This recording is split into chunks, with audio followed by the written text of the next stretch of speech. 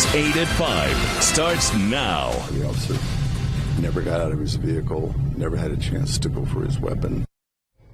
Right now at 5 o'clock, gut-wrenching new details in the shooting death of an Elwood police officer. Prosecutors reveal new information on the crime as the officer's friends tell us more about him. Thank you for joining us here at 5 o'clock. We're following major new developments in the past couple of hours in the death of Elwood police officer Noah Chavez. We've been covering this for you since daybreak yesterday morning. Our full team out on this story once again. We start tonight with ITMA's Jasmine Miner. And Jasmine, you were at the courthouse today as the suspect went to court. That's right, Phil. Carl Roy Webb Boards appeared in Madison County Court to hear the charges filed against him that include murder. Now, prosecutors say they are still deciding whether or not to pursue the death penalty in this case, but new court filings show new details on exactly what happened that Sunday morning. Case documents show that Boards was pulled over by 24-year-old Noah Chavez for a traffic violation. Responding officers found 36 rounds had been fired. There was damage to the officer's car, including the hood, the windshield, and the driver's side door. Chavez was still found in his patrol car with multiple gunshot wounds and his own handgun still in his holster. Well, according to the autopsy report, Chavez died from 2 perforating gunshot wounds to the head and several gunshot wounds to the body. And based on severe trauma to Officer Noah Chavez's body, it's unclear how many times he was shot. Now, Boards then fled the scene right after that. Once he was caught by police in this white Buick, documents show a handgun was found on him and an AK-47 style rifle found in his car. He gave the description of the vehicle and the license plate and then quickly said, "Oh, he's got a gun," and then shots started firing. And then it's indescribable.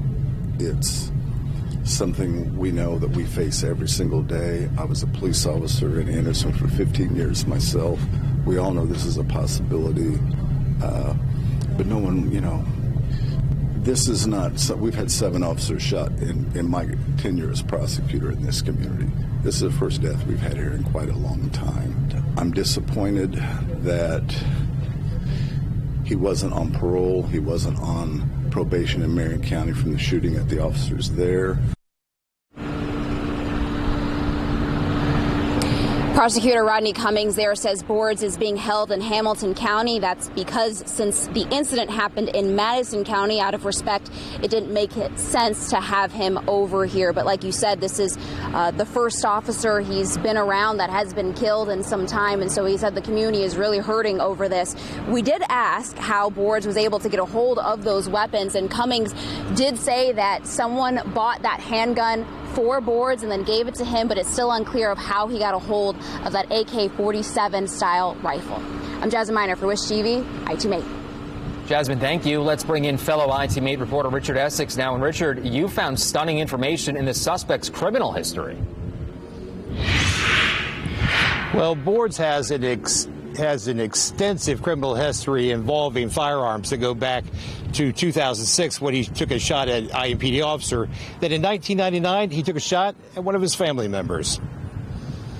In May of 1999, Carl Boards II was charged with battery using a deadly weapon. ITMate is told the charges are the result of Boards shooting at his father. He was found guilty and sentenced to 2 years in the Department of Corrections, of which he served 7 months. Then in April of 2001, less than a year after getting out of jail, he was arrested in Howard County. The Sheriff's Department in Howard County told me Boards was arrested on 2 firearms-related charges and for dealing cocaine. Boards was offered a plea agreement and put in prison for 10 years for dealing cocaine and possession of a firearm by a serious felon, a sentence that he did not fully serve. In April of 2006, he was arrested for possession of a firearm by a serious felon.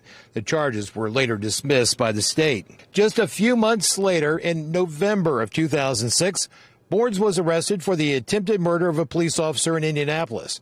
According to police at the time, Boards was spotted driving erratically and eventually pulled over on White River Parkway. As the officer got out of his car, Boards fired 7 or 8 rounds at the officer. The officer was able to take cover behind his car. The chase ended on White River Parkway. He was eventually stopped and tased by a Marion County Sheriff's deputy. During the search of his vehicle, police found an AK-47. for the attempted murder of the Indianapolis police officer. Boards was sentenced to 18 years in prison. Had he served the entire sentence, he would have been in jail until 2025, but he was released 2 years ago in August of 2019. In Elwood, Richard Essex, Wish TV, iTeammate. Richard, thank you. Officer Noah Chavez had strong ties in the town of Fishers. Now his death has left a big hole in the hearts of that community. Earlier today, News 8's Camila Fernandez spoke with some of his friends. Camila. Hey, Phil. That's right. He's a graduate of Fishers High School. Chavez was also a member of the percussion group at the high school. Friends tell me he made an impact on the community. Noah was a sweet soul in a compact package. Elwood officer Noah Chavez died too soon. According to the director of athletic bands and percussion at Fishers High School, Chad Kohler, Chavez was dedicated to the group and loved to play music. Noah graduated in 2016, and even current students and families can feel that. And it's just sad to lose one of our own, especially Noah. He was just unbelievable.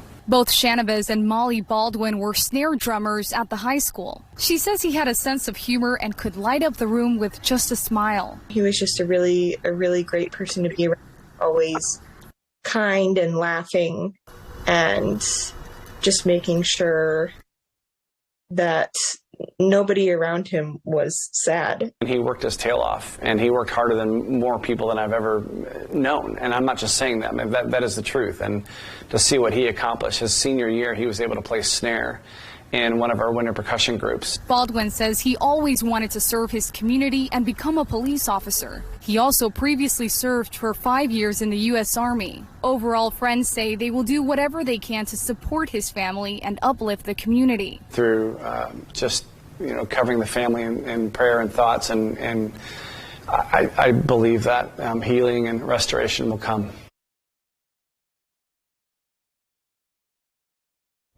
All right, that was Camila Fernandez reporting. We're having some difficulty there with her shot. We'll get back to her later on here at 6 o'clock. IMPD Chief Randall Taylor says line of duty deaths impact all law enforcement officers.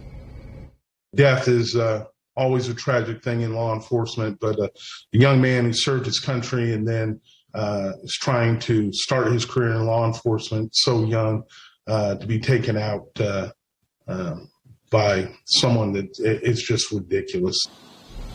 Taylor says his department will be there to offer any support needed to the Elwood Police Department and the family of the young officer. Our team coverage continues online right now at wishtv.com. There you can find the latest on the investigation, including charging documents and the probable cause for the accused gunman. Just grab your phone right now, scan that QR code on the left-hand side of your screen. That will take you straight to the As Seen on Wish TV section.